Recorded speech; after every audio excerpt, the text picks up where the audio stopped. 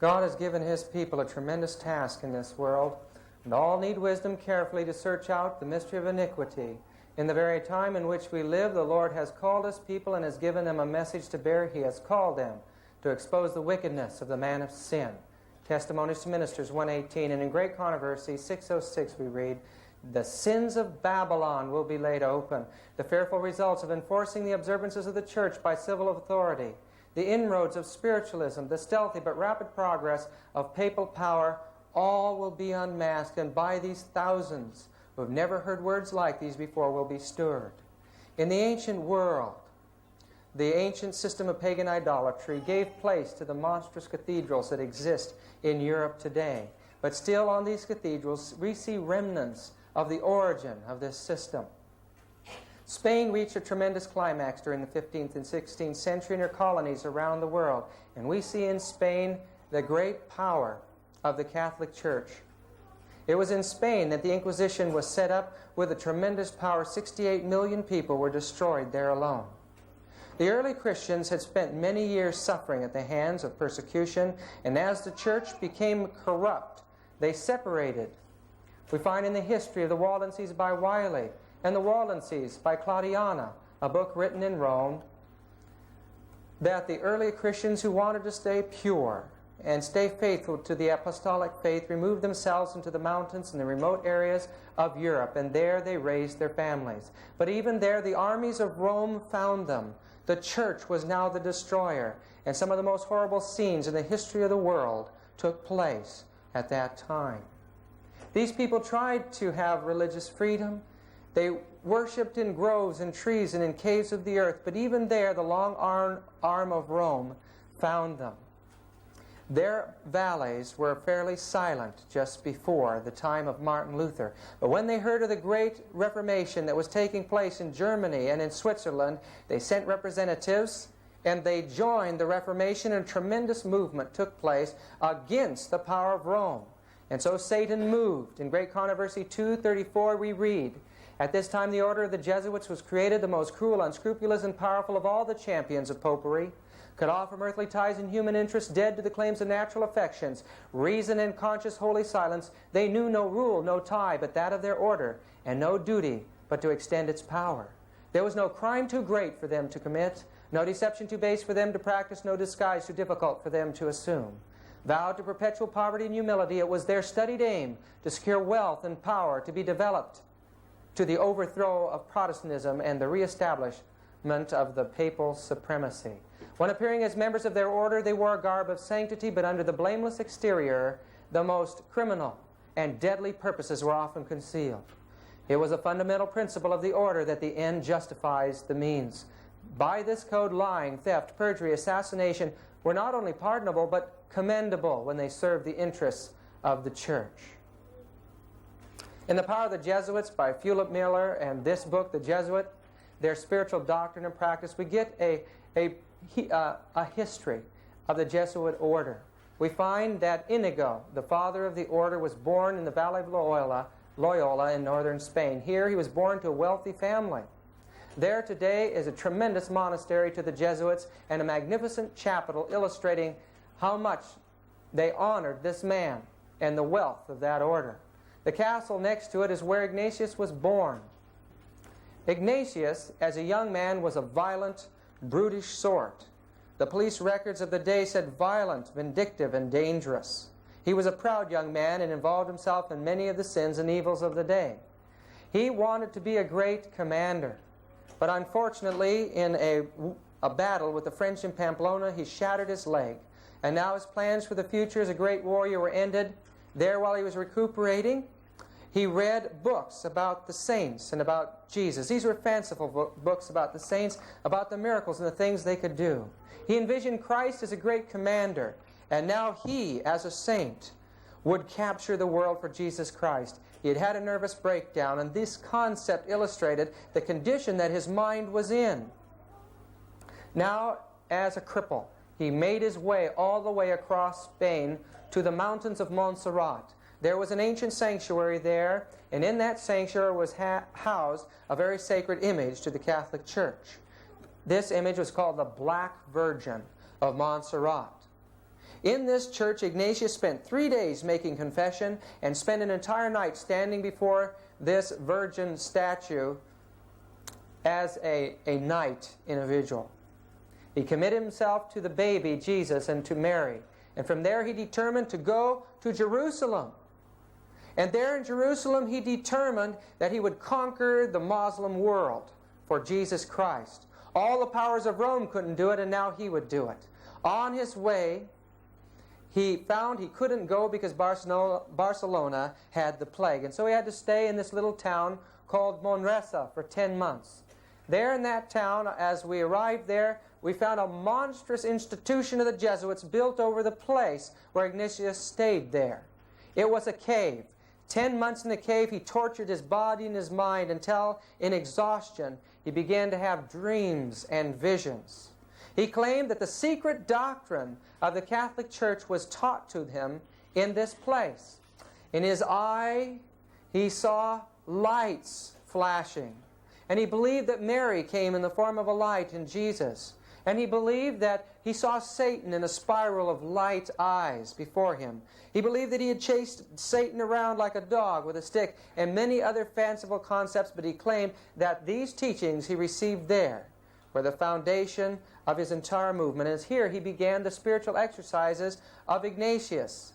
These were experiences that a master Jesuit would bring novices through, would bring other people through, to give them the same kind of mind that Ignatius developed through his experience. They were brought through these experiences just like music on a sheet. For 30 days, they were told what to think, how to feel, when to groan and when to sigh, what to imagine, and they were to cut off all normal human emotion throughout those experiences. Ignatius finally made his way to Jerusalem, but there the Franciscan monks told him to go home. We don't want any political trouble here in the Muslim Empire. We've had enough of that. So making his way back to the port of Barcelona, Ignatius sat with little children learning the rudiments of Latin in order to study. From there he made his way to the little college in the town of Alcalá, north of Madrid. Here at the Colegio Mayor, he began his studies in theology. While he was there, he gathered a little group of men and women around him and began to bring them through his mental exercises. They would faint and fall aside. They would scream and pass out. Friends, this is demonic activity that this man was involved in, even in his early history. Ignatius was known for the rest of his life for his mystic powers. In Occult Theocracy by Lady Queensborough and Secret Societies of All Ages by Hecathorn, we learned that at the time there was an organization called the Alumbrado, or the Illuminati, in Spain.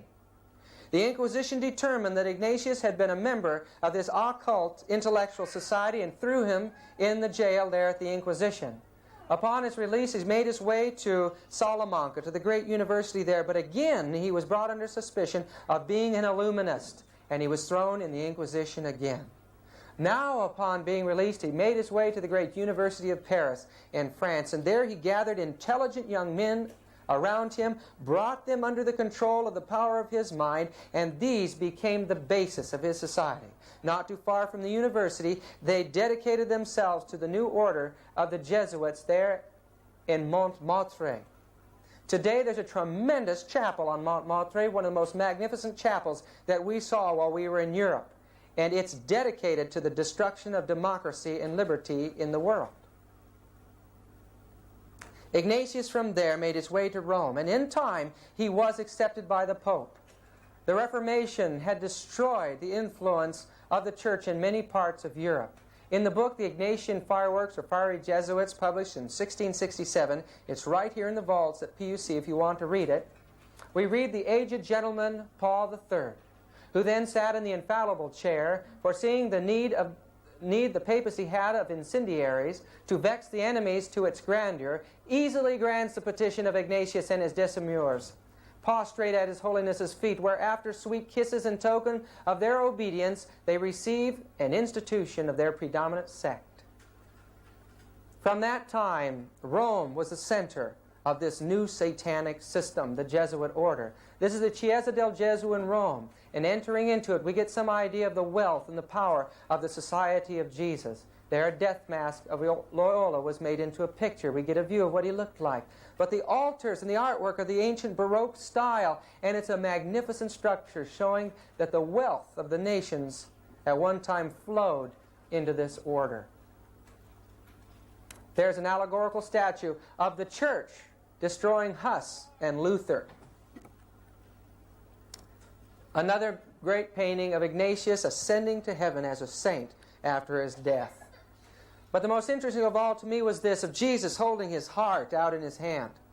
It was the followers of Ignatius that brought into the church the mystical teachings and the worship of Mary in the heart, and brought those mystical teachings of the Dark Ages into the 20th century.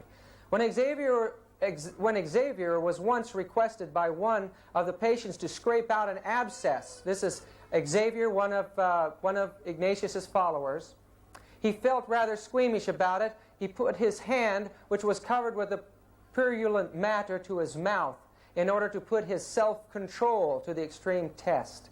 It's amazing that even at that early time, these men had minds that controlled their emotions.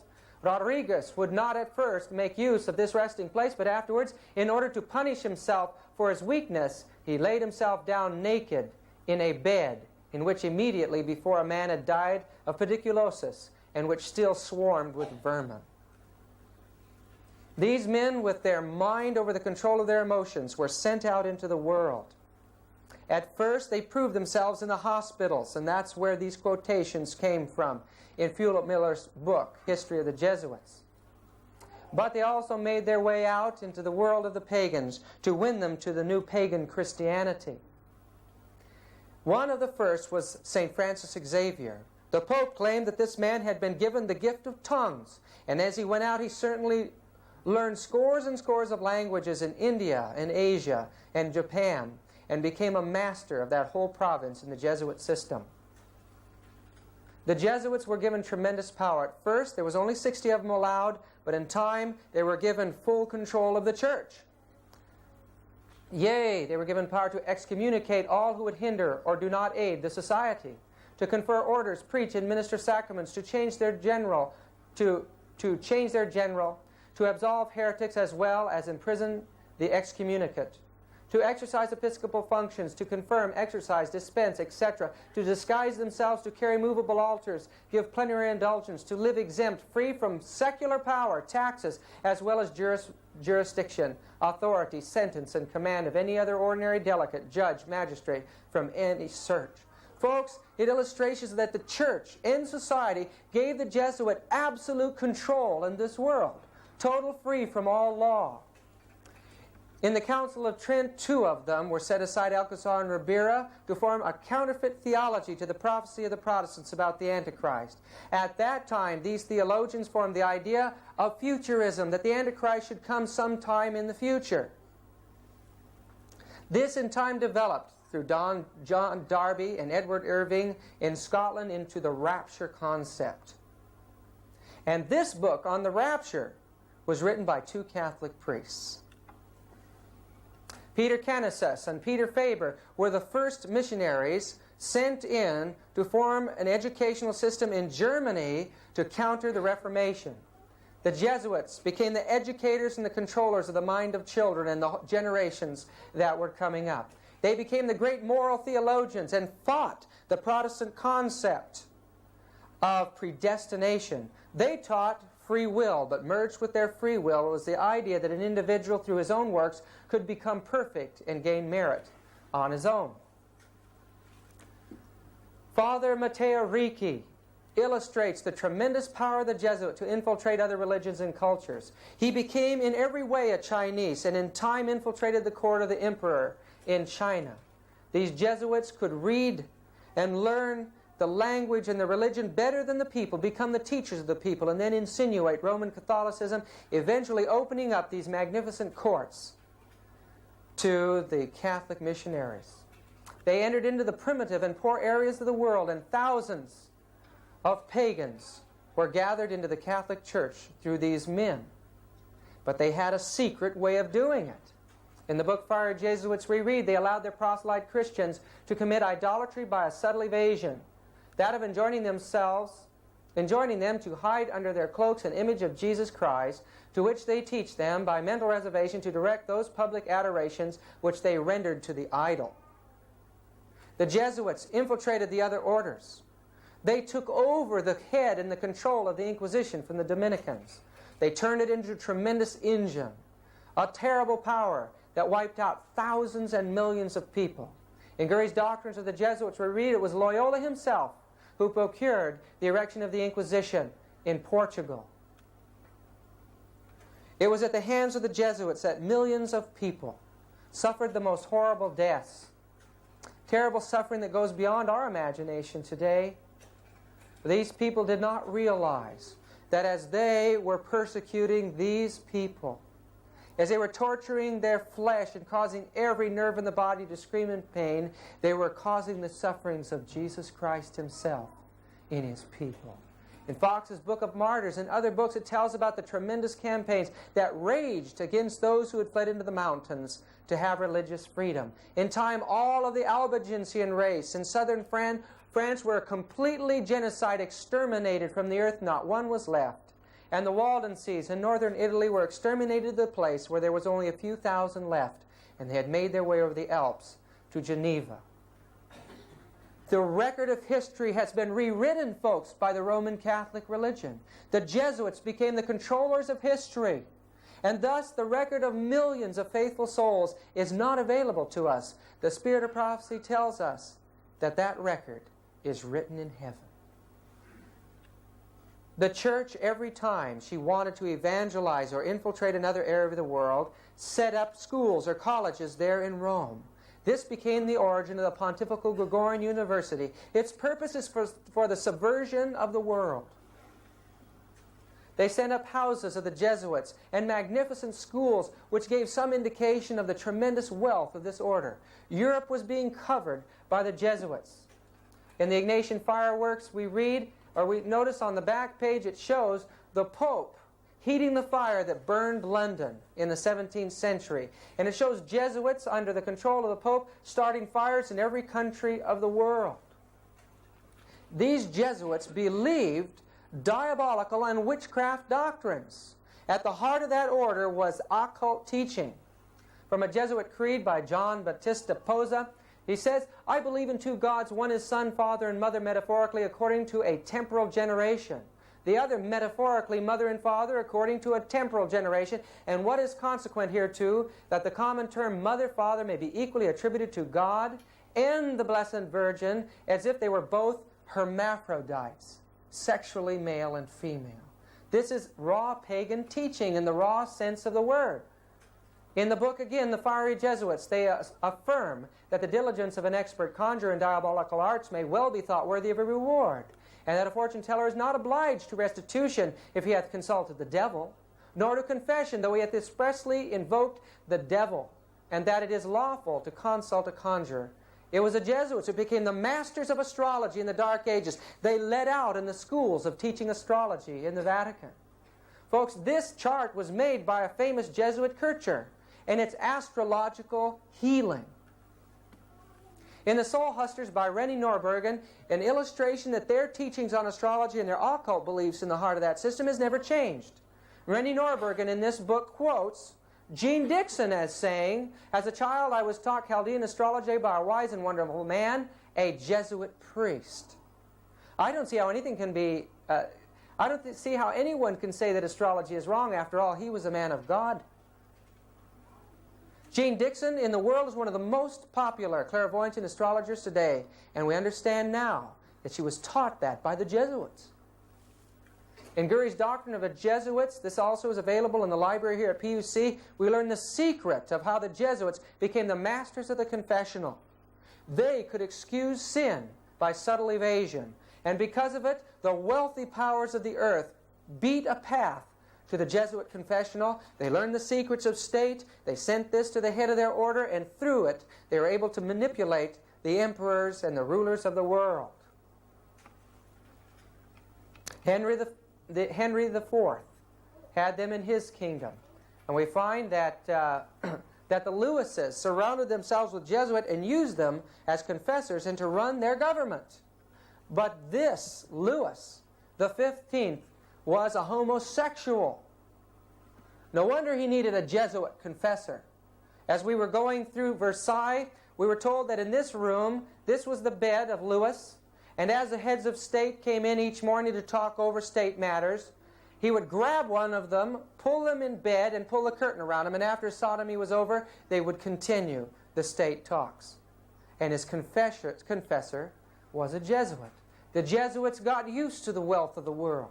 They lived in luxurious palaces like this, being confessors to the priests and kings, and they became the wealthiest group in the world. Through their influence in France, one of the most horrible massacres that took place in history took place. Publicly, the church appeared to be uniting with the Protestants just as they are today, friends. And secretly, they planned the slaughter in 1572, where 25,000 Huguenots alone were slaughtered in Paris and over 65,000 throughout France. Because of this, the governments recognized the danger of the Jesuit order, and they began to be expulsed from various countries of this world. They were kicked out of Paris. They were kicked out of Portugal, where they had gained tremendous power. They were removed from Spain. The governments realized that the wars and the troubles were being caused by the Jesuits. And now the Jesuit order went through all the terrors of the Inquisition. It was at this time in history that the Jesuits were taken and they were thrown in prison. They were thrown on ships and forced to stay on these ships without toilet facilities until disease destroyed their bodies and racked their souls. The Jesuit order's power, the secret of its power, is in its structure. One man stands as all-powerful at the head of it. The provincial is a man that is all-powerful within his area, submitting to the general, and then the superiors are in control of the Jesuit individuals. But at any time they can go around their superiors to the one above him, keeping a check and balance situation. The local, yokel, individual Jesuit is part of an elaborate system of espionage, and they report on each other too, keeping a balance. They report to their superiors, who in turn report weekly to the provincial. Tremendous bodies of knowledge go into the provincial from all over their provinces. The provincials give a summary report monthly to the general, but superiors can go around their provincial, and thus a check and balance is kept all the way to the top. Even the general himself is subject to a council of 6 elected by the general congregation. 4 are elected from 4 different countries. One as an advisor and a military commander, and the other is the general's confessor. One or the other of the latter two must be with him at all times. Occult Theocracy by Lady Queensborough, page 309 and 310. This man has held more power in this world than any other human being alive. Gurry's Doctrine of the Jesuits, we read, the general has usually stood towards the Pope, much as a powerful grand feudatory lord of the Middle Ages did towards a weak titular Lord Paramount, or perhaps as a captain of a splendid host of free champions, as he did towards a potentate with whom he chose to take temporary and precarious service. And the shrewd Roman populace have long shown their recognition of this fact by styling these two great personages the White Pope and the Black Pope. In truth, the society has never from the very first obeyed the Pope whenever its will and his happen to run counter to each other. In the book The Fiery Jesuits, we read about the power again. Jesuit power arrived to such an height that when the Italian di Acquaviva came to be Father General, he gave his hand to be kissed as the Pope is toe. In their constitution, the Father General is called Dei Legatus, or Christi Vicarius, one of which, having the title, regarded not the Pope's message, though sent to him by 2 cardinals, enjoining everyone in the society to acknowledge Christ present in their general. The Jesuits tell us our Father General, as all know, governs Rome itself and the popedom. We make war at our pleasure between one prince and another, between a prince and his subjects, usurp dominion over cities and countries, fearing no discovery of our actions, since our commerce is chiefly with great men. We know every public secret, and can in a singular way dispatch heretics and enemies of the Roman court. The view of Ignatius is so great that in the book Fiery Jesuits we read that in the University of Krakow in 1627, Ignatius is portrayed as holding the world in his hands and fire streaming forth from his heart with his motto, "I came to send fire into the world." And look at this blasphemy from a sermon by F. Doza, J.S., quoted in the Fiery Jesuits, "In these last days, God hath spoken to us by His Son, Ignatius, whom He hath appointed heir of all things, by whom also He made the worlds." What do these people believe about Ignatius anyway? The grand rule of the order is that an inferior readily to declare his assent and consent to a superior in active obedience when he says the snow is black or the crow is white. To yield perfect, absolute, and unlimited obedience to him they call Christ's vicar. By the abdication of their own will and judgment, they are the staff in the old man's hands. We should always be ready to accept this principle. I will believe that the white that I see is black if the hierarchical church defines it. The Spiritual Exercises of Ignatius here, page 141. This is the order of induction in the Jesuit system. First those studying to enter the order, the novices. Then the scholastics, the great teachers, the temporal ruling over the houses and the schools, and the coadjutors finally, the agents that carry out the responsibility of aiding in the world projects. Then, and only then, this mass of Jesuits can be initiated into the actual order of the Jesuits, the profess of the three vows and the profess of the four vows. Finally, after a lifetime of total commitment to this monstrous system, they could be initiated, very few have ever made it, into the mysteries of the Jesuit order. What are those mysteries? I think we're going to find out tonight, folks. The ceremony of induction of the Jesuit is in the Library of Congress, and the card is 6643354. It's an unbelievable admission to the world of what goes on in the initiation of a Jesuit into the profess. The Jesuit oath, "My son, you have been taught to act as dissembler among the Roman Catholics, to be a Roman Catholic, and to be a spy even among your own brethren, to believe no man, to trust no man, among the Reformers to be a Reformer, among the Huguenots to be a Huguenot, among the Calvinists to be a Calvinist, among the Protestants generally, be a Protestant." And obtaining their confidence to seek to speak from their pulpits, and to denounce with all vehemence in your nature our holy religion and the Pope, and even to descend so low as to become a Jew among the Jews, that you might be enabled to gather together all information for the benefit of your order as a faithful soldier of the Pope. You have been taught to insidiously plant the seeds of jealousy and hatred between states that were at peace, and incite them to deeds of blood, involving them in war with each other, and to create revolutions and civil wars in communities, provinces, and countries that were independent and prosperous, cultivating the arts and the sciences, enjoying the blessing of peace. To take sides with the combatants and to act secretly in concert with your brother Jesuit, who might be engaged on the other side, but openly opposed to that with which you might be connected, only that the church might be the gainer in the end, and the conditions fixed in the treaties for peace, and that the end justifies the means. You have been taught your duties as a spy to gather all statistics, facts, and information in your power from every source, to ingratiate yourself into the confidence of the family circle of the Protestants and heretics of every class and character, as well as that of the merchant, the banker, the lawyer, among the schools and universities, in parliaments and legislatures, and in the judiciaries and councils of state, and to be all things to all men for the Pope's sake, whose servants we are unto death. You have received all your instructions heretofore as a novice, a neophyte, and have served as a coadjutor, confessor, and priest. But you have not yet been invested with all that is necessary to command in the army of Loyola in the service of the Pope. You must serve the proper time as the instrument and executioner, as directed by your superiors. For none can command here who has not consecrated his labor with the blood of the heretic. For without the shedding of blood no man can be saved.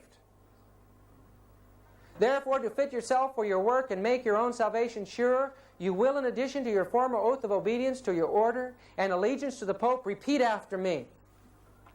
I promise and declare that I will, when opportunity presents, make and wage relentless war, secretly or openly, against all heretics, Protestants, liberals, as I am directed to do, to extirpate and exterminate them from the face of the whole earth, and that I will spare neither age, sex, condition, and that I will hang, burn, waste, boil, flay, strangle, bury alive these infamous heretics, rip up the stomachs and wombs of their women and crush their infants' heads against the walls in order to annihilate forever their execrable race. That when the same cannot be done openly, I will secretly use the poisoned cup, the strangulating cord, the steel of the poniard, or the leaden bullet, regardless of honor, rank, dignity, or authority of the person or persons, whatever they may be their condition in life, either public or private, as I at any time may be directed so to do by any agent of the Pope or superior of the Brotherhood of the Holy Faith, the Society of Jesus.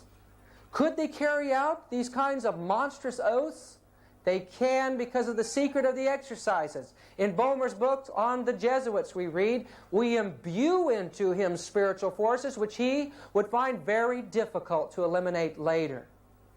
These forces can come up again to the surface, sometimes after years of not even mentioning them, and become so imperative that the will finds itself unable to oppose any obstacle and has to follow the irresistible impulse. Folks, you know what this is? It's possession. An army of possessed men dedicated to the destruction of all governments and religion in this world. We are told in the fiery Jesuits that at that time, 1667, secular persons of both sexes joined to the company by a resignation of themselves absolutely to the conduct of the professed fathers. These usually are gentlemen and merchants who enmix themselves in the court and city business and in offices, bargains and sales, or active gentlewomen and rich widows who, like a plantation of Indies, bring into the society a vault of revenue of gold and silver. Folks, even today, these societies joined to the Jesuits exist. This is the Society of the Knights of Columbus. There is a women's side to that as well. And in this publication in 1950s in Life magazine, we see that the society is alive and powerful today. Now, this is the oath that the Knights of Columbus take. Again, this is from the Congressional Record. It's on file from February 15, 1913. And here it says, and I'm quoting from it, not all of it here, we don't have time. I will place Catholic girls in Protestant families, that a weekly report may be made of the inner movements of the heretics, that I will provide myself with arms and ammunition, that I may be in readiness when the word is passed, or am commanded to defend the church either as an individual or with a militia of the Pope. This is in 1950s, folks, or 1913. In testimony hereof, I take this holy and blessed sacrament of the Eucharist and witness the same further with my name written, with the point of this dagger dipped in my own blood and sealed in the face of this holy sacrament. I do further promise and declare that I will, when opportunity presents, make and wage relentless war secretly and openly against all heretics, Protestants, and Masons, as I am directed to do, to extirpate them from the face of the earth, and that I will spare neither age, sex, or condition, and that I will hang, burn, waste, boil, flay, strangle, bury alive these infamous heretics. Open up the stomachs and wombs of their women and crush the infants' heads against the walls in order to annihilate their execrable race. Same as the Jesuit, folks. That when the same cannot be done openly, I will secretly use the poisonous cup, the strangulation cord, the steel of the poniard, or the leaden bullet, regardless of honor, rank, dignity, or authority of the person, whatever may be their condition in life, either public or private.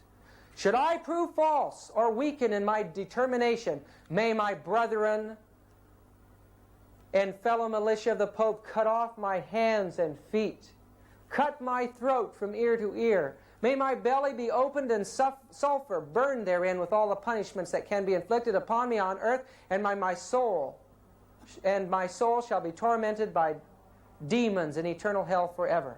That I will, in voting, always vote for a Knight of Columbus in preference to a Protestant, especially a Mason.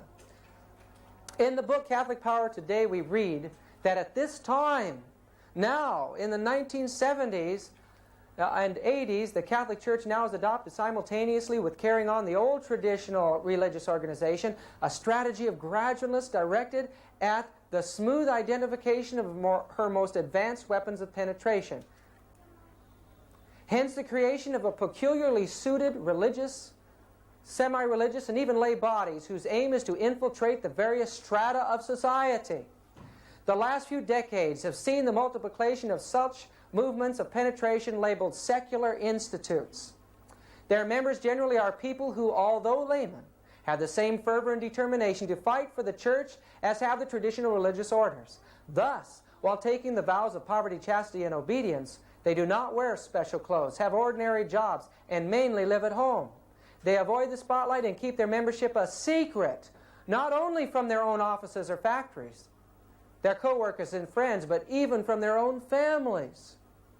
This termite-like secret army is a vast international. The growth of these semi-lay and lay orders, whose members are unrecognizable even to Catholics themselves in these last few decades, has been phenomenal, particularly in Protestant England and the United States. Catholic Power Today, Arrow, Manhattan, page 33. That's a book to get and study, folks. In 1773, the Jesuit order, due to the pressure of the governments of Europe, was put out of existence by the Pope. That Pope was poisoned because of that act. But the Jesuit order now no longer existed at that time. And so the Jesuits had to secularize themselves. Except in Russia, they continued unabated and controlled the government there. But Ingolstadt University had been a Jesuit center and institution for many, many years. Here in this institution, a young man, Adam Weishaupt, was a Jesuit-trained doctor of canon law. Now, he wanted to see the Jesuit order come back to power. And in time, he published a plan to take that organization and give them the world. This plan is laid out in a book called Proofs of Conspiracy by John Robeson in 1798, as well as many other books. Weishaupt had long been scheming the establishment of an association or order which in time should govern the world. In his first fervor and high expectations, he hinted to several ex-Jesuits the probability of their recovering, under a new name, the influence which they formerly possessed, and of being again of great service to society by directing the education of youth of distinction, now emancipated from all civil and religious prejudices. The order, he claimed, Weishaupt claims in this book, the head of the order is Jesus of Nazareth, the grand master of our order. He appeared at a time when the world was in utmost disorder and among a people who for ages had groaned under the yoke of bondage. He taught them the lessons of reason. To be more effective, he took in the aid of religion, of opinions which were current, and in a very clever manner, he combined his secret doctrines with the popular religion, and with the customs which lay to his hand, he concealed the precious meaning and consequences of his doctrine, but fully disclosed them to a chosen few. He's teaching that Christ was a master of the secret societies, that Jesus was the author of the system of communism and universal utopia. He claims this system would place men in a state of liberty and moral equality, that his new system would free them from the obstacles of subordination, rank, riches, continually thrown in their way, that all governments and religions would be destroyed.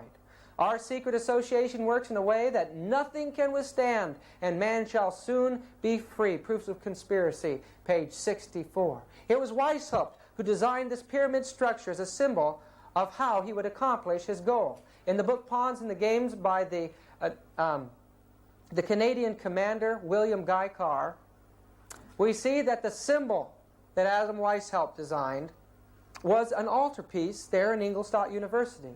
In the book, we read the significance of the design is as follows. The pyramid represents a conspiracy for the destruction of the Catholic Church, an establishment of a one world or UN dictatorship. The secret of the order, the eye radiated in all directions, is the all-spying eye that symbolizes the terroristic Gestapo-like espionage agency that Weishaupt set up under the name of the insinuating brethren, to guard the secret of the order and to terrorize the populace into acceptance of its rule.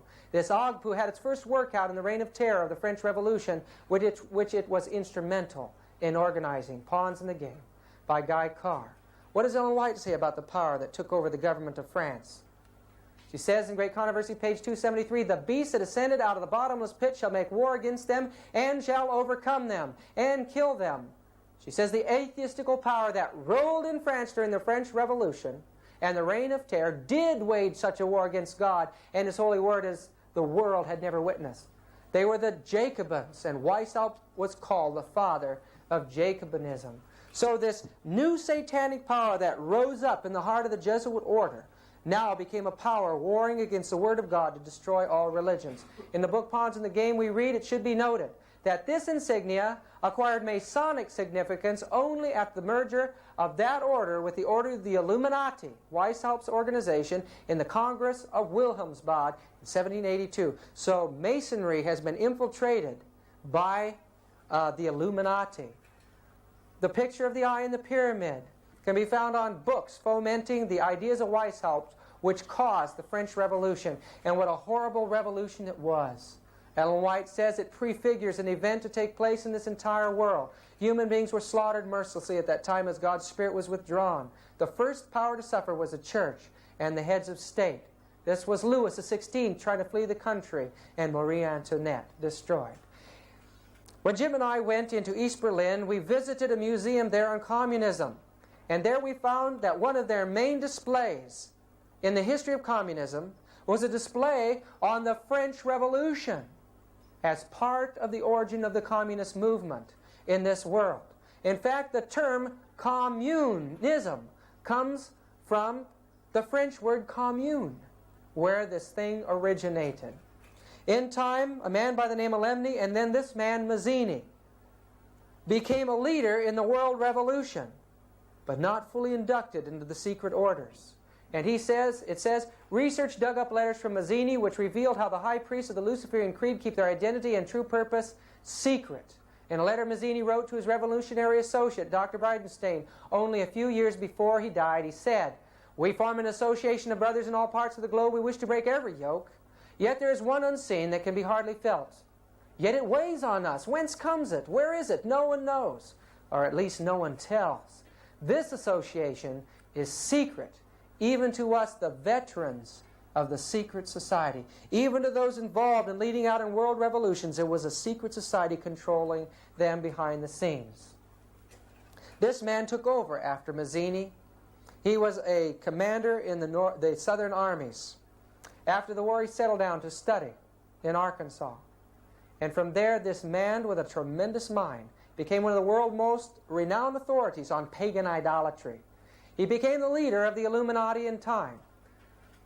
This that I'm about to read is a letter to the Palladian Council, written July 14, 1889, from Albert Pike. He, like Weishaupt, was the head of the Luciferian conspiracy in his day, Pawns in the Game by Guy Carr. And here is the letter. That which we say to the crowd is we worship God, but it is a God that one worships without superstition. The religion should be, by all us initiates of the high degree, maintained in the purity of the Luciferian doctrine. Yes, Lucifer is God. And unfortunately, Adonai, the name they give the Christians, is God also, for the absolute can exist only as two gods. So they're saying that Jesus, or God, is both good and evil. And the good part of it, they're saying, is Lucifer, and the evil is Jesus Christ. Thus, the doctrine of Satanism is a heresy. They don't believe in Satan. They believe that Jesus is evil, not Satan. And the true and pure philosophical religion is the belief in Lucifer, the equal of Christ, or Adonai, but Lucifer, God of light and God of good, is struggling for humanity against Adonai, the God of darkness and evil. Albert Pike. Isn't that amazing what these people believe? They're worshipers of Lucifer. And friends, this is their plan. We shall unleash the nihilists and the atheists, or the Nazis, he says here.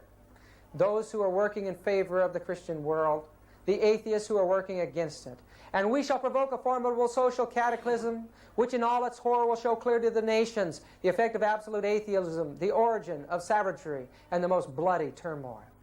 Then everywhere the citizens obliged to defend themselves against the world minority of revolutionaries will exterminate those destroyers of civilization in the multitude, disillusioned with Christianity, anxious for an ideal, but without knowing where to render its adoration, will receive the true light through the universal manifestation of the pure doctrine of Lucifer, finally out in public view, a manifestation which will result from the general reactionary movement which will follow the destruction of Christianity and atheism, both conquered and exterminated at the same time.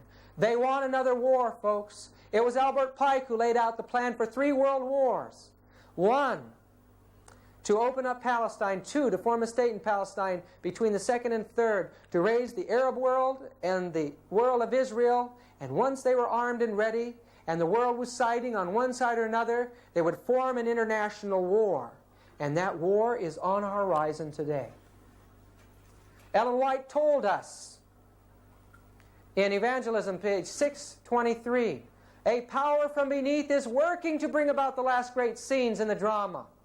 Satan coming as Christ and working with all deceivableness of unrighteousness in those who are binding themselves together in secret societies. Those who are yielding to the passion for confederacy are working out the plans of the enemy. The cause will be followed by the effect. For 100 years, we may have had the privilege of knowing what was going on in those secret societies through inspiration. An example of the kind of mind that exists in the spawn of the Jesuit order can be seen in this man, Aleister Crowley, who was a 33rd degree Mason. Aleister Crowley, 33rd degrees.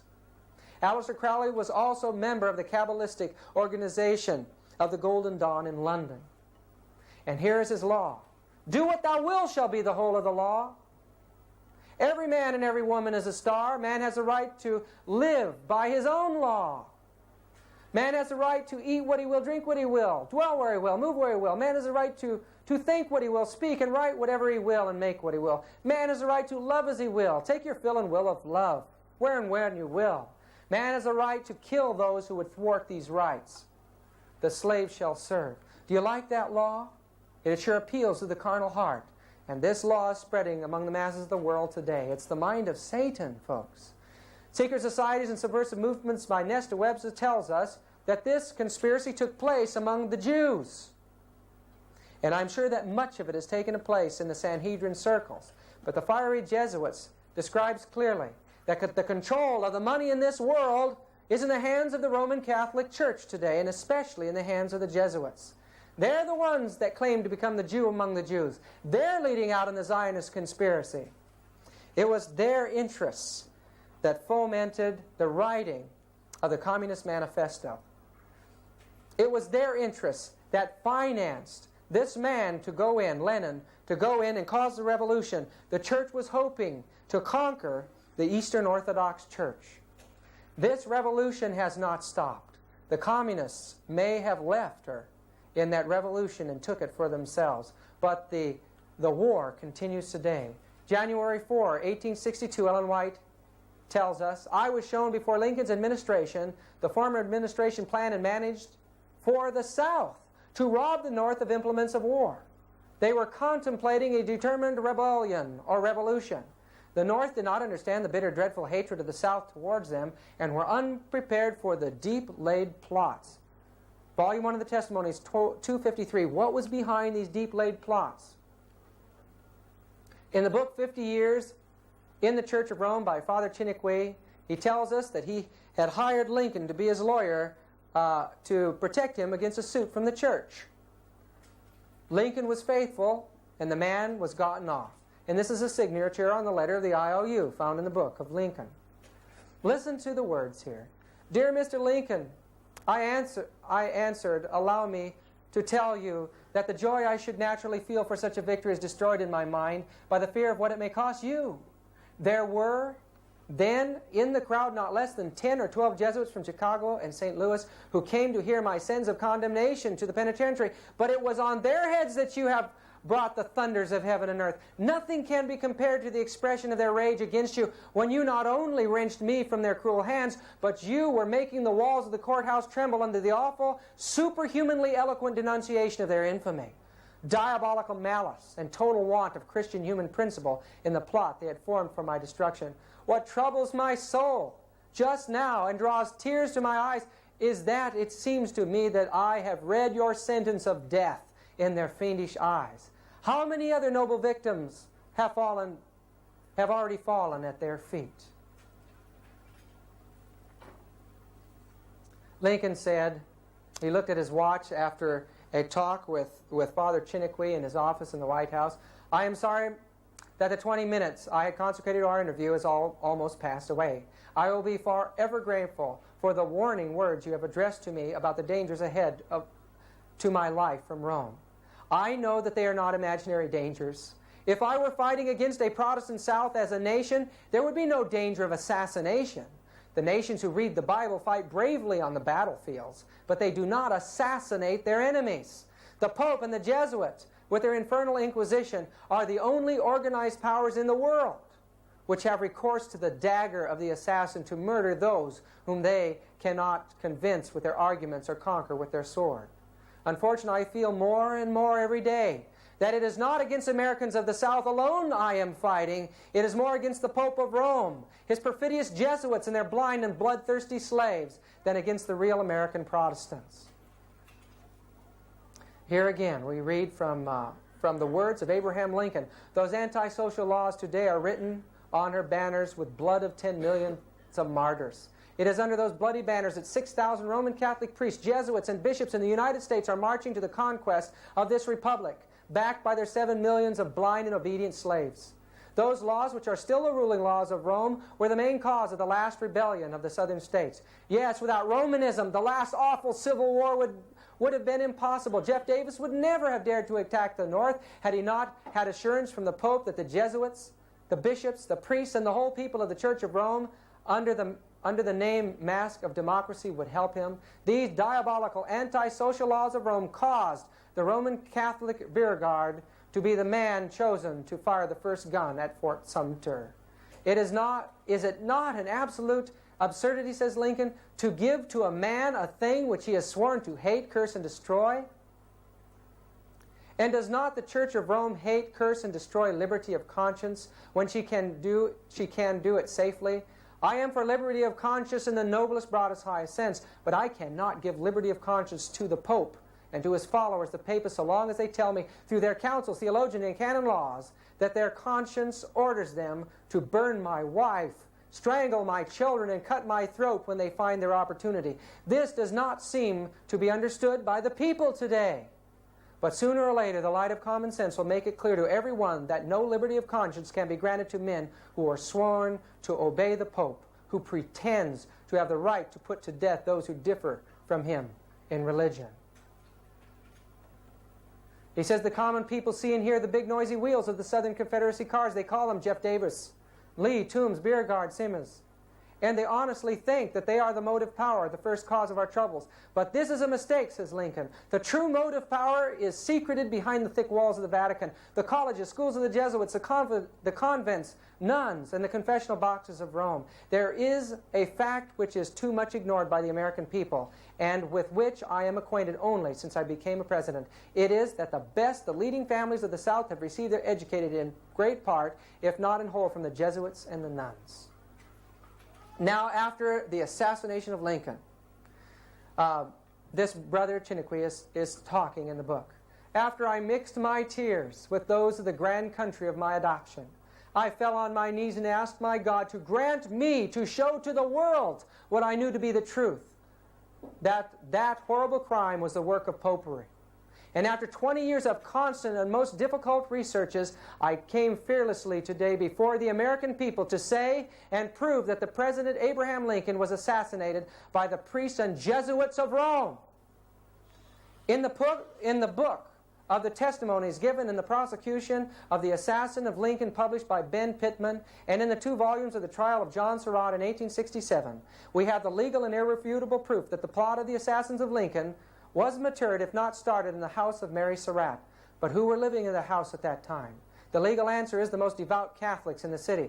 The sworn testimonies show more than that. They show that it was the common rendezvous of the priests of Washington. These people were Roman Catholics. It was a Jesuit conspiracy that destroyed Abraham Lincoln. The church planned the destruction of the world and the regaining of its power through world wars. And this is brought out in this book, The Secret History of the Jesuits. She tried with Bismarck to get him to fight for her, to Kaiser Wilhelm to get him to fight for her. And in time, she brought about the reaction of the Serbians against her effort to force them to Catholicism, an assassination attempt on one behind the Catholic plot. And that led to the first great war, the First World War. In time, this man, Pius XI, brought to power Mussolini in a desire to regain some political power. In time, in 1929, the Lateran Treaty was signed, and the church was given money and some land. But more than that, prestige again among the nations, and Mussolini was raised to power in Italy. In this book, The Destruction of Freemasonry Through a Revelation of Her Secrets by General Erich Ludendorff, he brings irrefutable evidence, the evidence of court records before us in that book, that in Germany, in the secret societies, the Andrean Mason lodges there, they were planning on using the German people as a takeoff point for a war. What was the purpose behind that war? We discover it clearly. This is the Nuncio Pacelli from the Vatican to Bavaria.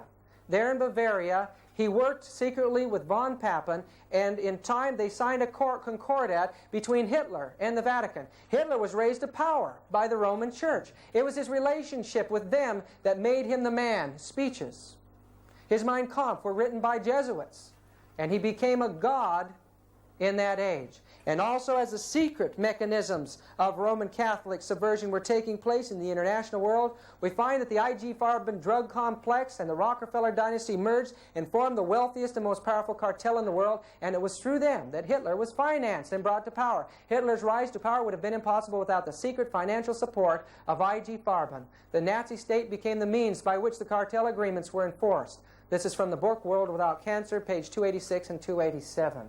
Hitler himself stated, "I learned much from the order of the Jesuits. Until now there has never been anything more grandiose on the earth than the hierarchical organization of the Catholic Church. I transferred much of this organization into my own party." Isn't that an amazing thing to say? This man Himmler was the head of the SS. But friends, his uncle Himmler was a Jesuit from oath and induction from the Bavaria of University, from the Bavarian court. The SS troops were a Jesuit-controlled society, and they became the police of the Nazi state.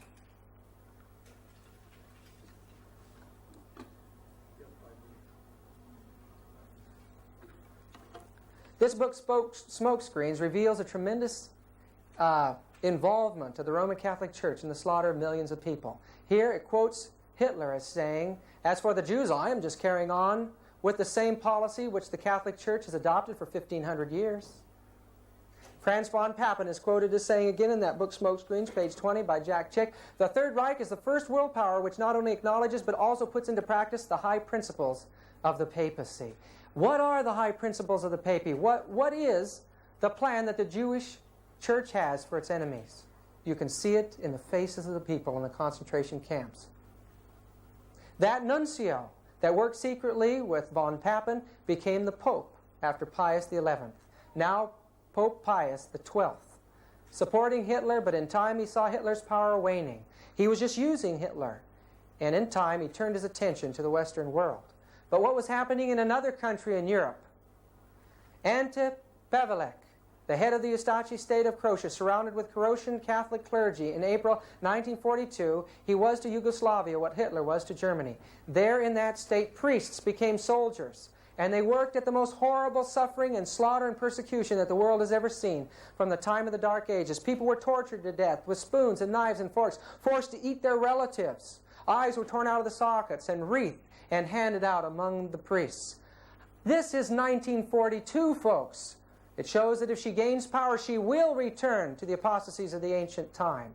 This man was responsible for opening up trade with Russia and recognizing a political connection with Rome. He also placed this Masonic symbol on our dollar. Novus Ordo Seclorum, a new world order. The reverse the seal of the United States of America, according to Manly P. Hall, an expert on Masonic lore. Not only were many of the founders of the U.S. government Masons, but they received aid from a secret and august body existing in Europe which helped them to establish the United States for a peculiar and particular purpose known only to the initiated few. The Great Seal, says Hall, was the signature of this exalted body, and the unfinished pyramid on its reverse side is a trestle board setting forth symbolically the task through the accomplishment of which the U.S. government was dedicated from the day of its inception. Who dedicated this country? Many books have been published now that make it clear what took place during the years after the Second World War. First, the Church joined itself to the United States through Cardinal Spellman. Then, Russia, realizing the responsibility that the church had in the Russian Revolution, realized that the entire balance of world power could be swayed by being involved in Vatican politics. So a Catholic Pope now, in 1958, comes to the throne in the Vatican. And what does he do? He establishes the Great Vatican Council for bringing the governments and the churches of the world into a great communist society. They invited priests and the reverends and religious leaders from all over to join in their talks. What was happening here was an effort to unite the world and paralyze her enemy. In Catholic Power Today by Avram Manhattan we read, "The Catholic Church's offer for reunion to all Christian churches not in communion with her is a magnificent ecclesiastical Trojan horse, a means to penetrate their citadels and accomplish their capture and final capitulation." Catholic Power Today, page 22. And this is how she plans to do it. She will support any military or economic force or movement that would maintain things while she is in power.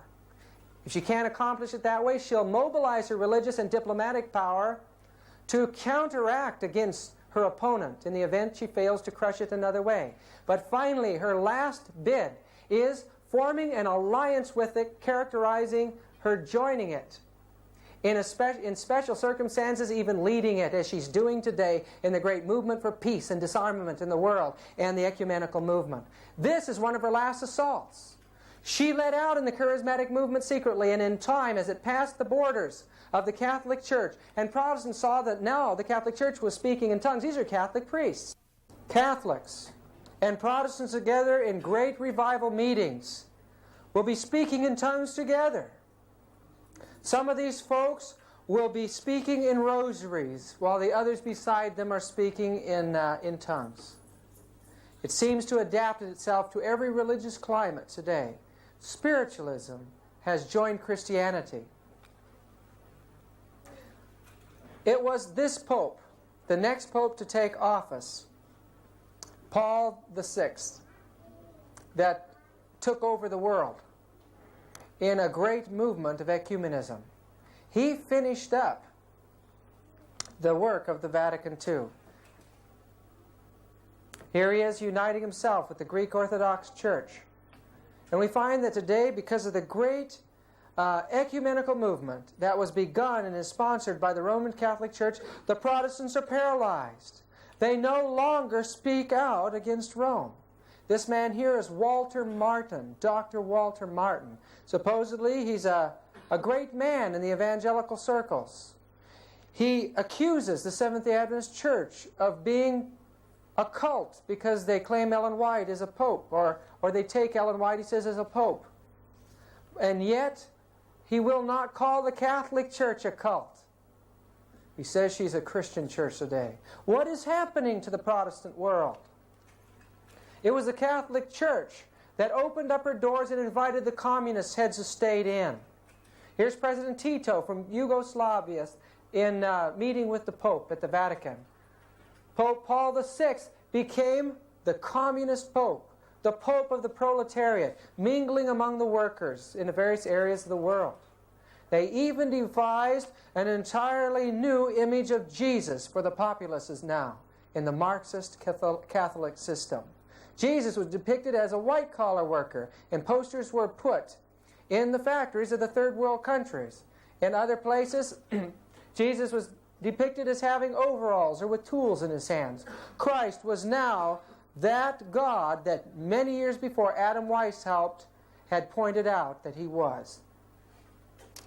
In 1973, this magazine came out on the Jesuits.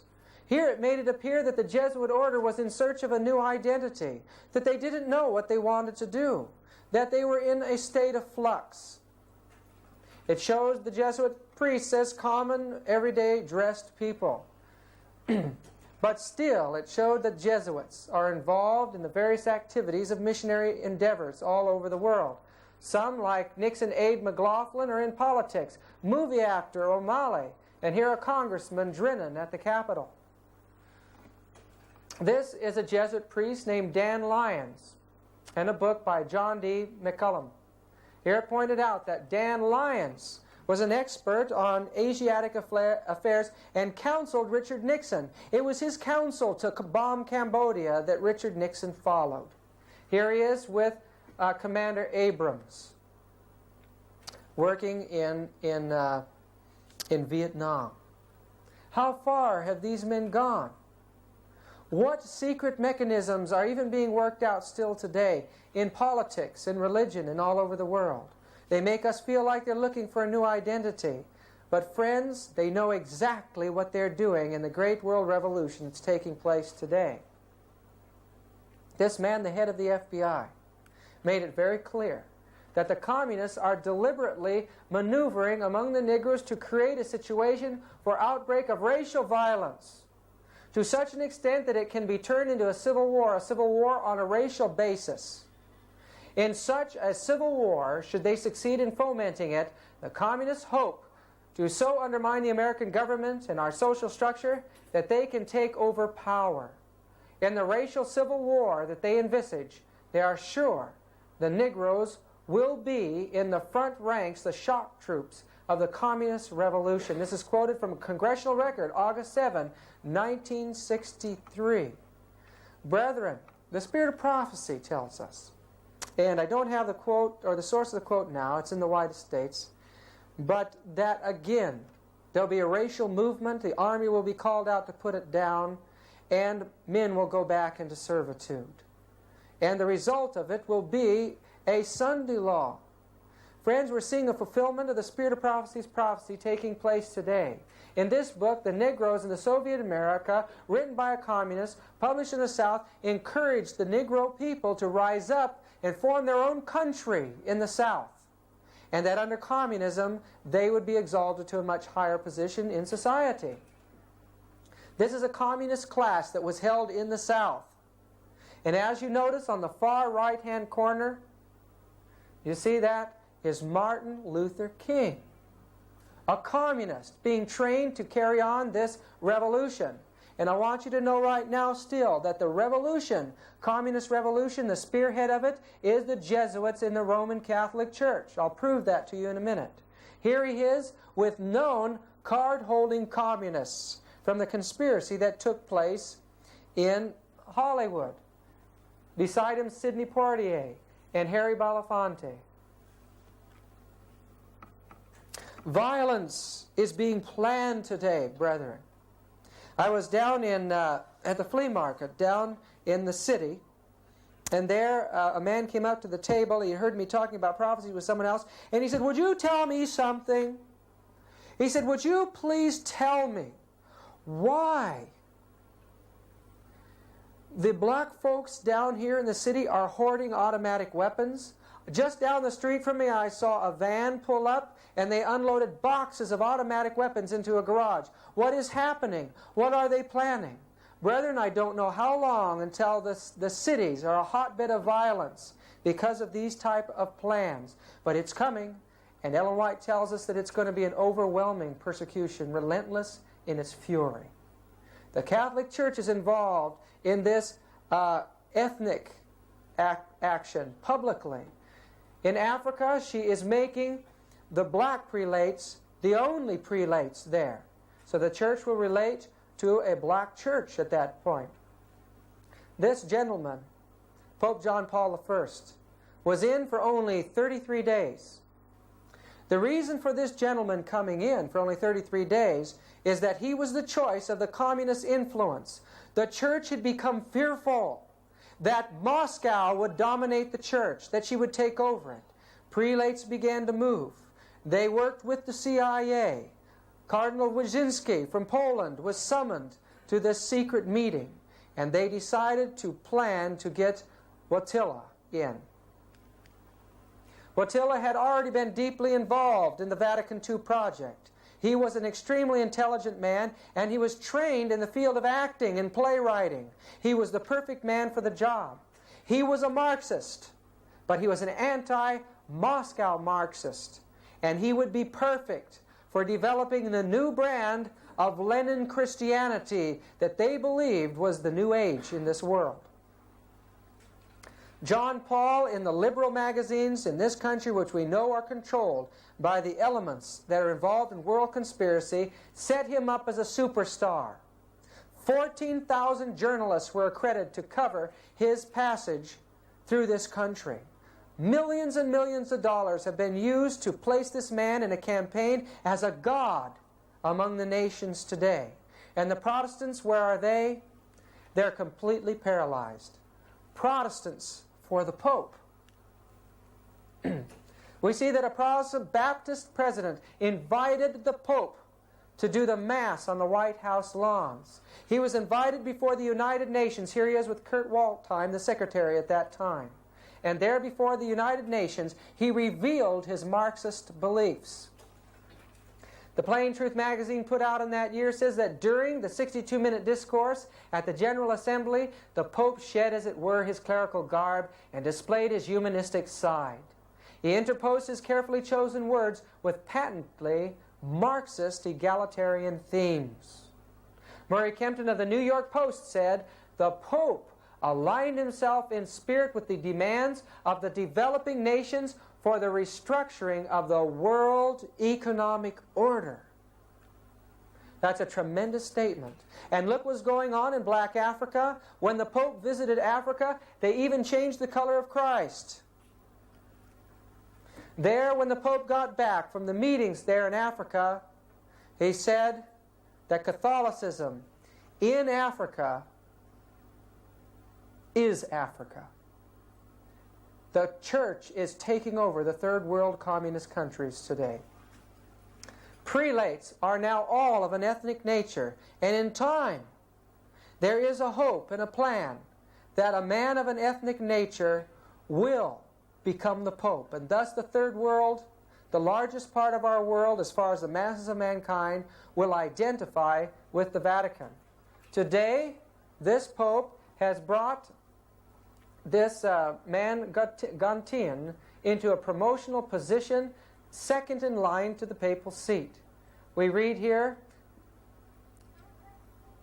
that during the papal visit to Benin 2 years ago, it was Gontian who received the most rousing cheers from one welcoming crowd. John Paul's increasing trust in his African aid was acknowledged last week when Gontian, in a major reshuffle of the papal staff, was promoted to one of these most important posts in the Vatican.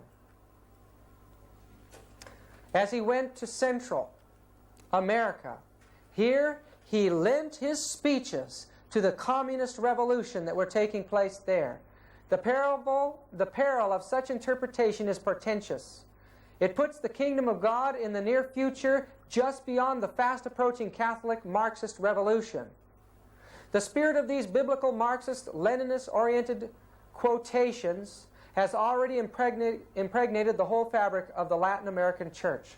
From Tierra del Fuego to the borders of the U.S., scattered all along the continent, there are undetermined battalions of missionary priests, nuns, lay workers, preaching and practicing a combination of the tenets of liberation theology and the neo-Marxian Catholicism of Pope John Paul II. Brethren, there's a revolution moving towards our borders today. Their commanders, as a rule, were and are the Jesuits, or Jesuit-inspired priests or lay workers, something which Pope John Paul II discovered to his astonishment when the U.S. intelligence apparatus denounced them as the main instigators of the guerrillas' opposition mostly against Latin American administration, financed and militarily supported by the U.S.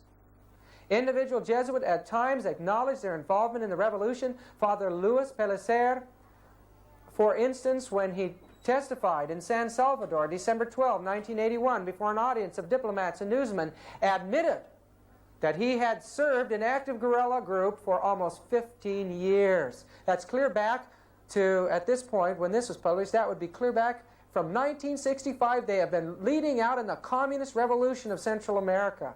He stated that he had joined the guerrillas in Guatemala, and from there he had helped to prepare the ground for the guerrillas in El Salvador. Every Jesuit in Central America, he commented, is actively serving God, not God, but Marxism and revolution. That is from the book, The Vatican-Washington-Moscow Alliance by Avro Manhattan. Get it, brethren, and read that book and be aware of the rise of Catholicism today in politics. As we visited the ancient center of the Waldensian religion in Torre Pellice, we were disappointed. There for 3 days, the These former Christians, now still calling themselves Waldenses, and the Catholics, were carrying on a communist rally for 3 days called Il Unita, singing Marxist hymns, and you can see the sickle and the hammer there as their symbol. Christians have become communists in this world, and it's the biggest movement taking place. In the countries that Jim and I pass through in our traveling, we're constantly faced with this type of thing. Clear out on the island of Patmos, they were having a communist Christian rally there, the Greek Orthodox Church. Brethren, we are not aware of what's taking place. We have been blind for too long. This Pope has captured the hearts of the world. The world is now wandering after the beast. If there is any time, the healing of the wound is taking place now. And friends, the power, once it is gained again, will result in mass persecution. President Reagan recognizes the power of the Roman papacy and that 25% of the American populace is Roman Catholic in votes. Avram Manhattan's book, Catholic Power Today, page 129, tells us the Catholic Church is the largest church in the United States of America. Ecclesiastically, she is the best organized. Financially, she is on a par with any of the giant trusts or corporations of America. Indeed, should the occasion arise, she could stand up to all of them collectively. Politically, she is looming ever larger at the White House. She's a power in the Senate, a force at the Pentagon, an invisible agent at the FBI, and the most subtly intangible prime mover of the wheel within the wheel of the United States of America, the Central Intelligence Agency.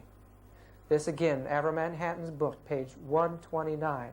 There is a reason why Ronald Reagan is behind something that the American people were shocked about. A U.S. and Vatican forming a link. Here we find that it wasn't the last official Vatican ambassador was in 1867. And remember that during this time there was a revolution taking place in Italy. The Pope was moved out of his political position and there was confusion brought in. But America had not fully forgotten the responsibility of the Roman Catholic Church in the war between the states.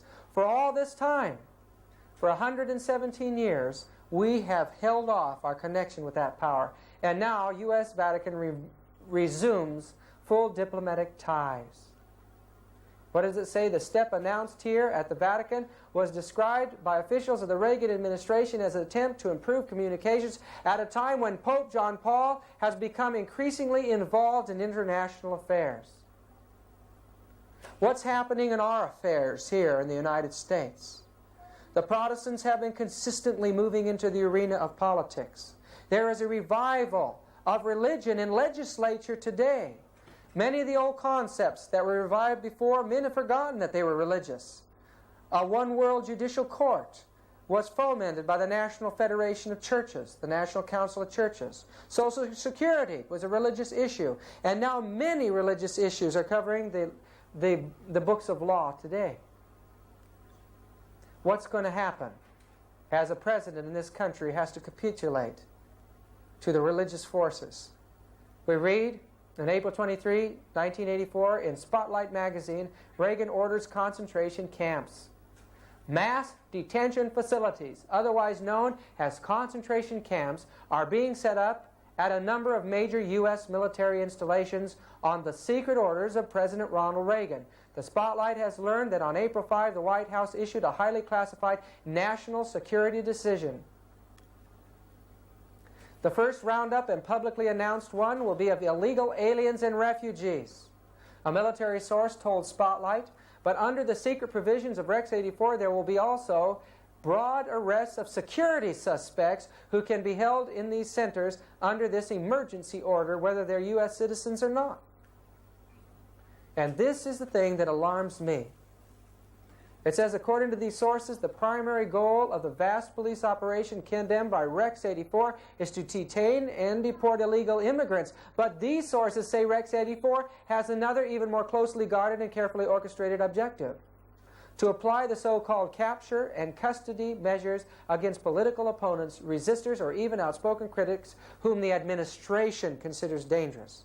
We know that recently President Reagan met with the Pope in Alaska, and there He assured the Pope that we would become involved in world projects with the Roman Catholic Church. What if our country, our legislature, becomes so increasingly involved with religion and politics that it recognizes the message of God through the Adventist people as a challenge to that power? We'll be put in concentration camps. Ellen White tells us in Great Controversy, page 564 and 571, "Let the restraints now imposed by secular governments be removed, and Rome be reinstated in her former power, and there would speedily be a revival of her former tyranny and persecution." The Protestant churches are in great darkness, or they would discern the signs of the times. The Protestant church is far-reaching in her plans and modes of operation. She is employing every device to extend her influence and increase her power in preparation for a fierce and determined conflict to regain control of the world, to reestablish persecution, and to undo all that Protestantism has done. She has clothed herself in Christ-like garments, but she is unchanged. Every principle of the papacy that existed in past ages exists today. The doctrines devised in the darkest ages are still held by her. Her spirit is no less cruel and despotic now than when she crushed out human liberty and slew the saints of the Most High. It is a part of her policy to assume the character which will best accomplish her purpose. But beneath the invariable appearance of the chameleon, she conceals the invariable venom of the serpent. Folks, it doesn't make any difference what face she presents before the world. It could be claiming to forgive her assassin. It could be claiming to feed the poor. It could be anything, but God has shown us under inspiration that the plan is to paralyze mankind into not seeing her as dangerous when she plans their destruction. The churches in this world, the Spirit of Prophecy tells us, still house beneath them dungeons, places where in the past torture was carried out, and implements of torture. And we understand again by the Spirit of Prophecy that those tortures will be resumed again whenever she has her opportunity. Brethren, we face a serious decision. We face a having to give up our life in this world to do God's will. Every major destroying movement from the turn of the century and even before the great wars were an effort by this demonic power to regain possession of the entire world. And brethren, the piece of cake today is much bigger than it has ever been before. If she could ride upon the nations and control them, she would never again fall. And she believes that she'll do that. In Revelation, we read that she says, "I sit a queen." And she doesn't believe that she'll ever see that sorrow again. How will she accomplish it in this age? I'd like to read to you from Education by Ellen G. White, page 227 and 228.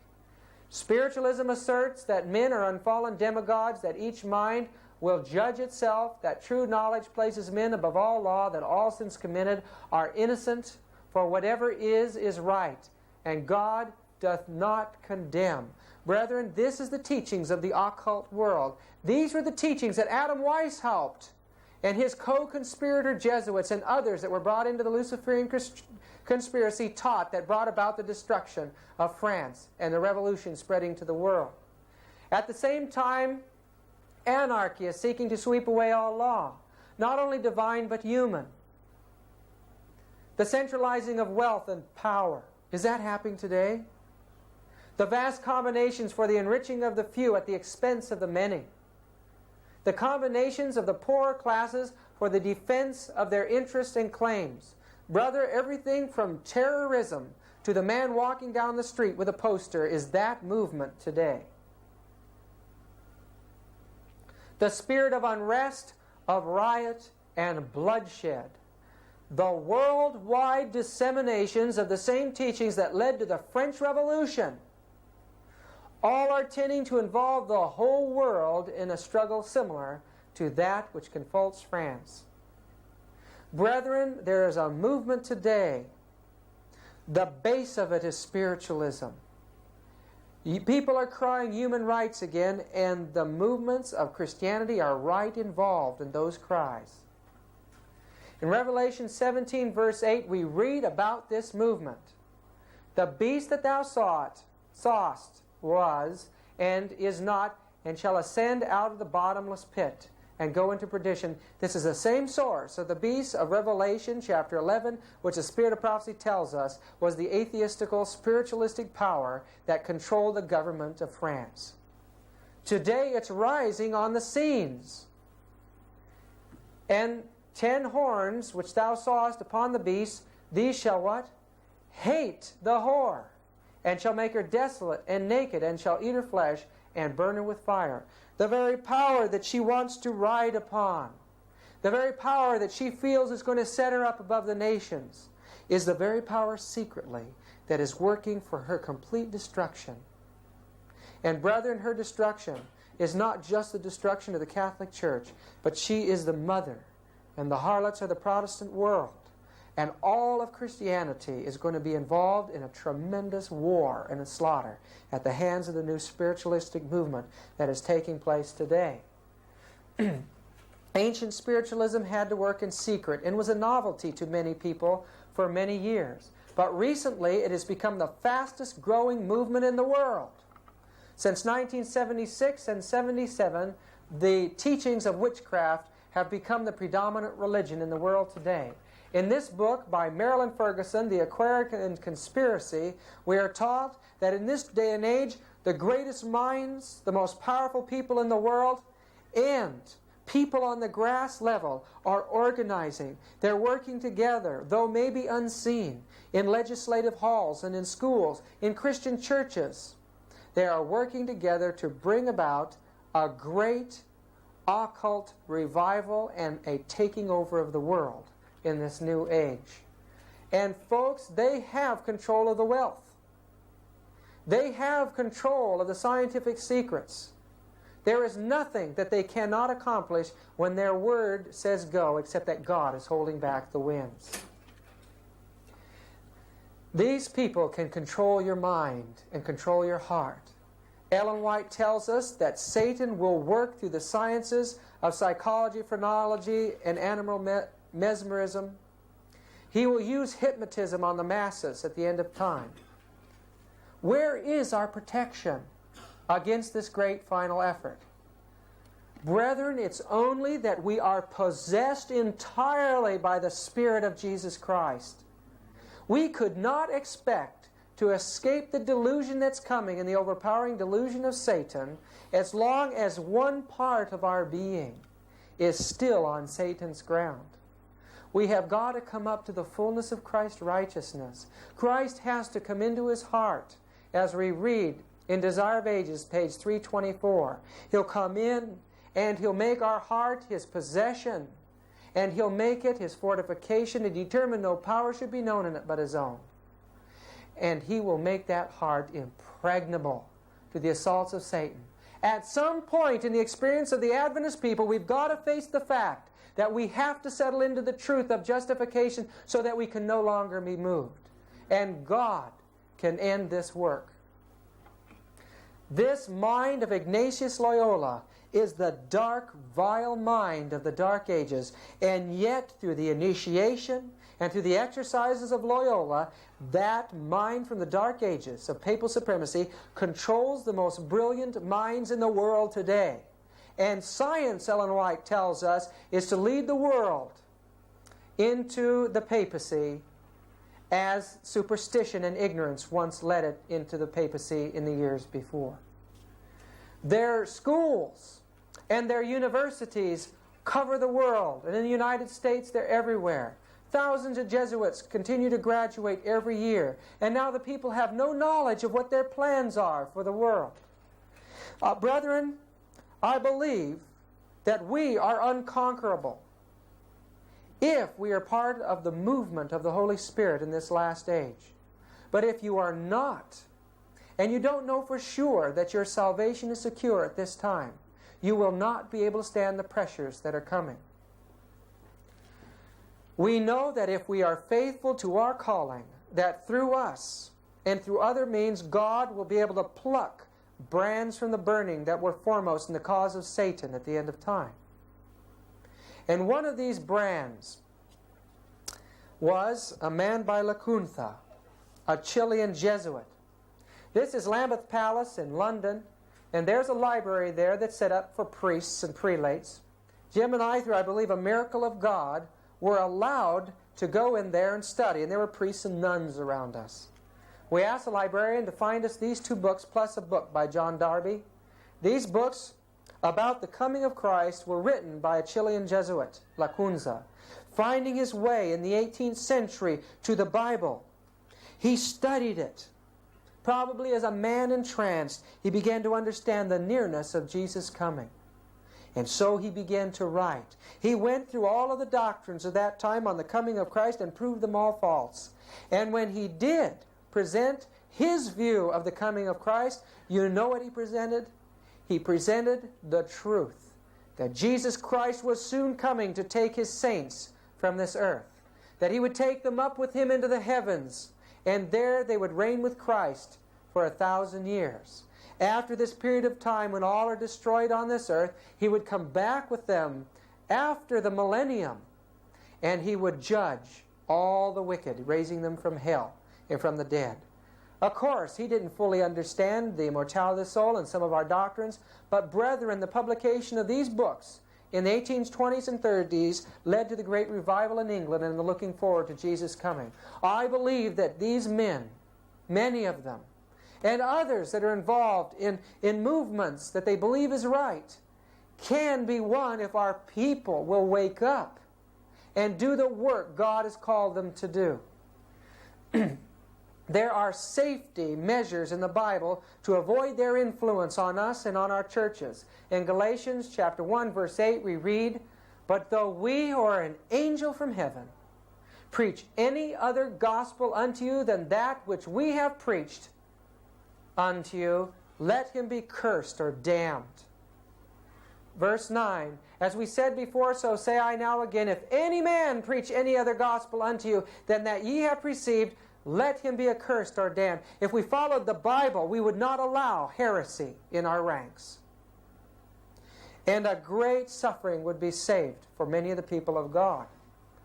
In 2 John, verse 9, we read, "Whosoever transgresseth and abideth not in the doctrine of Christ hath not God. He that abideth in the doctrine of Christ, he hath both the Father and the Son. If there come any unto you and bring not this doctrine," what is it? The everlasting gospel the 3 angels' messages that were delivered to the Adventist people. "Receive him not into your house, not into your place of worship, and neither bid him Godspeed, or you'll be a partaker of his evil deeds." How many men, how many times have we allowed ourselves to be subjected to reasoning that has destroyed the Adventist faith? Jesus now is a high priest in the heavenly sanctuary in the most holy place. There he waits to finish his work in you and in I.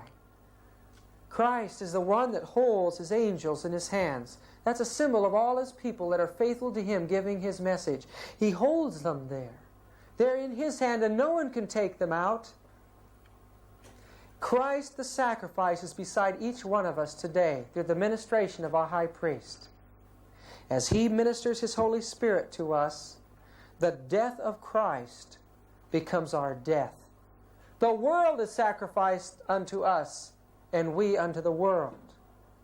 And Christ's eternal life is given to us.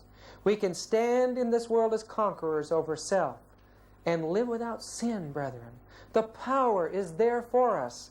Christ is pictured in Revelation chapter 3 in the Laodicean message is knocking at the door of your heart. Brethren, Jesus longs for you to open up the faculties of your soul. Lay aside the thoughts and the concepts of this world and let Jesus take all of your thought. Behold him. And the Bible promises that you'll be transformed into the same image. Christ today is calling for His children. He's going to bring them into a powerful movement. And if we're faithful to that calling, there is no power in this world that can stand against us. Every obstacle will be broken in our path, and God's glorious message will go to the world. Brethren, the Lord is going to work in simple ways. He can take anybody and speak through him, just as He can talk to a stone, or as He talked to a donkey at the time of Balaam. Brethren, if He can talk through a donkey, He can talk through you. And you know the message that He has to give? He wants you to speak for Him and invite the people in this world home. He wants you to tell them to prepare to meet their God who's coming soon. Brethren, we haven't any idea of the glories of that heavenly home. We can't imagine it. But the Holy Spirit wants us to know that God has prepared things above our greatest imagination. And there is nothing in this world that should keep you from receiving that prize. Not all the power of the Jesuits or the Catholic Church or the great communist movement. None of these things should keep you from Him. Not the worldliness, not the money, not family, not structure, not church, not anything. Just Jesus. And He can bring you in. And He can seal you for eternity.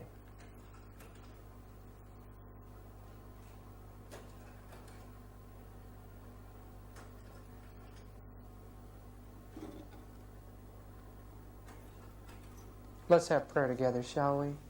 Our dear and gracious God, You have opened up to the minds of this people the wonderful, wonderful truths of the great controversy. Dear Lord, help us to be faithful to the knowledge that You have given to us. Give us the strength, O Lord, to stand for Thee, for the right though the heavens fall. Not only to be ready for Your coming, but to bring hundreds and thousands of others into the fold now in these closing moments. Lord, we know by the signs of the times that it's almost over. I pray for each soul that hears this tape, and I ask that Thy angels should convict, and the Holy Spirit should convict their hearts of the need to total conviction now.